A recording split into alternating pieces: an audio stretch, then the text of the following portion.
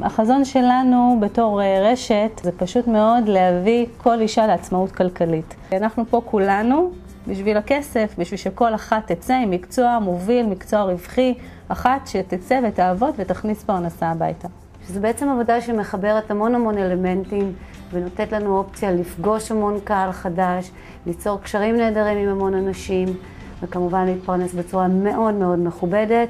אנחנו הרבה מעבר לכסף, אנחנו מדברים על איכות, אנחנו מדברים על שירות, אנחנו מדברים על תמיכה מקצועית אונליין באתר האינטרנט שלנו 24 שעות ביממה. יש לנו 5 פורומים, שבכל אחד מהפורומים יושבת הדמות המקצועית של הרשת שמנהלת את הפורום הזה ונמצאת בו אונליין כל הזמן כדי לתת מענה. ככה שגם אם את נתקעת באיזושהי בעיה באמצע הלילה, תמיד יהיה מישהו שיענה לך. נייל סטודיו אצלי זה בית כבר 18 שנה. 4 שנים הייתי שכירה, 14 שנה עצמאית, זה דרך חיים בשבילי. מבחינת המוצרים שלנו הם ברישיון משרד הבריאות.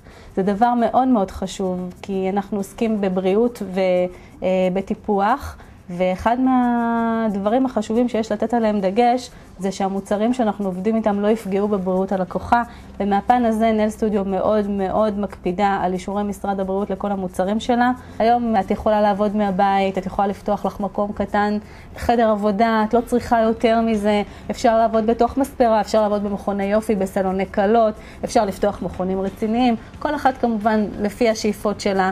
מי שאימא יכולה לשלב את זה כעבודה מהבית במקביל לגידול ילדים ומשפחה. מי שחושבת על קריירה עצמאית יכולה לנסוק פה לגבהים, כי יש לה הרבה מאוד אפשרויות להתפתח בתחום. בשורה התחתונה זה מקצוע מאוד מוביל, מאוד רווחי, ואני חושבת שהעלויות שאנחנו משקיעים פה בשביל לקבל מקצוע כל כך רווחי, הן אפסיות לעומת הרווח שאנחנו מקבלים.